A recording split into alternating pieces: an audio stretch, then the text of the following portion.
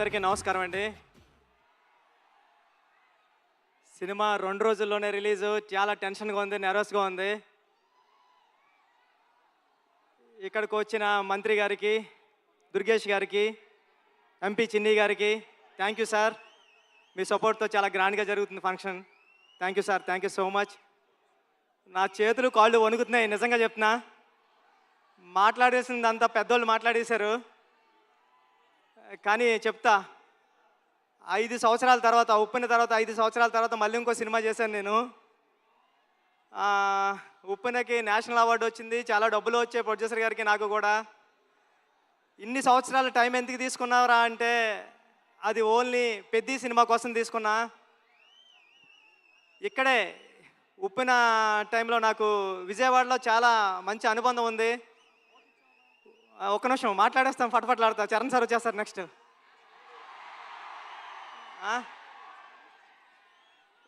ఉప్పెన నేను ఇక్కడే నాగార్జున యూనివర్సిటీ దగ్గర సైకిల్ తొక్కుంటా రాసుకున్నాను స్టోరీ. నేను ఫాదర్ అవుతున్నానని డాక్టర్ గారు చెప్పింది కూడా విజయవాడలోనే.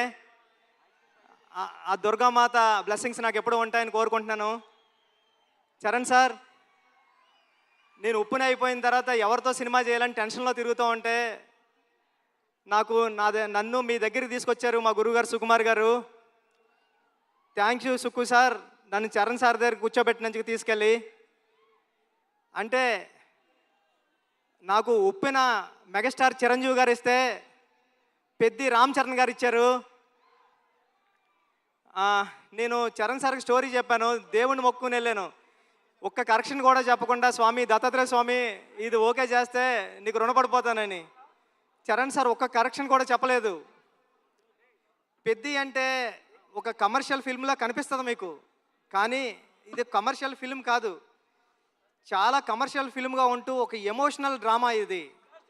ఒక ఆటగాడి జర్నీ.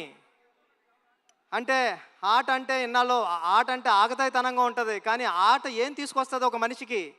తన ఐడెంటిటీ తీసుకొస్తుంది, తన గౌరవం తీసుకొస్తుంది, తన చుట్టూ ఉన్న మనుషుల్ని కూడా మారుస్తుందని చెప్పే కథ పెద్ది. అంటే పెద్ది అంటే అలలా ఎగసపడిన మనిషి కథ కాదు, పడినా లేచిన మనిషి కథ పెద్ది. టెన్షన్గా ఉంది. చరణ్ సార్, అంటే ఈ జర్నీలో మీతో గడిపిన రోజులన్నీ నాకు గుర్తున్నాయి. షూటింగ్ డేస్ నుంచి మీరు ఎక్కడున్నాడు కూడా కనిపిస్తలేదు నాకు.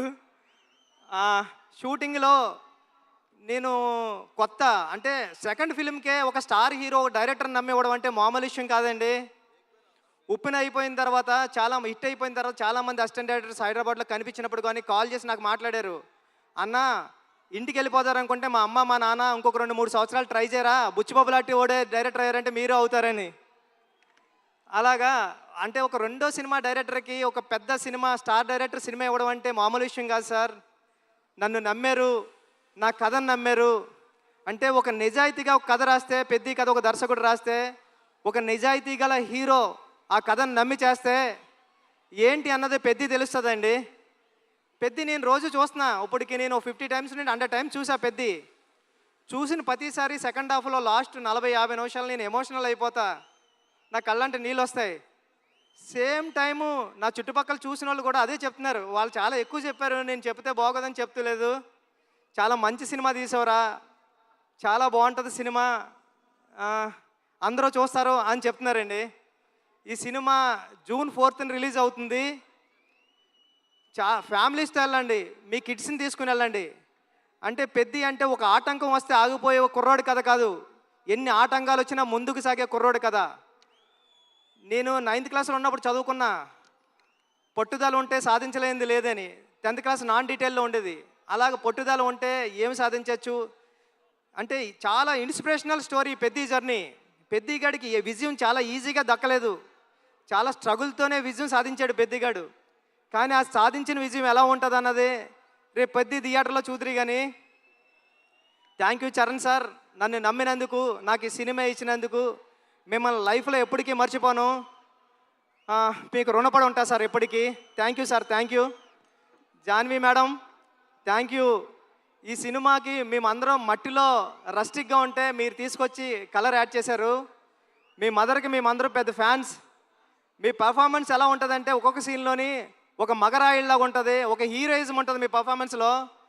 ఈ సినిమాలో చాలా మంచిగా యాక్ట్ చేశారు. ఈ అచ్చియమ్మ క్యారెక్టర్ని కూడా మర్చిపోవడం అంత ఈజీ కాదు. క్లైమాక్స్లో మీరు చేసే ఆ పెర్ఫార్మెన్స్ కానీ అన్నీ.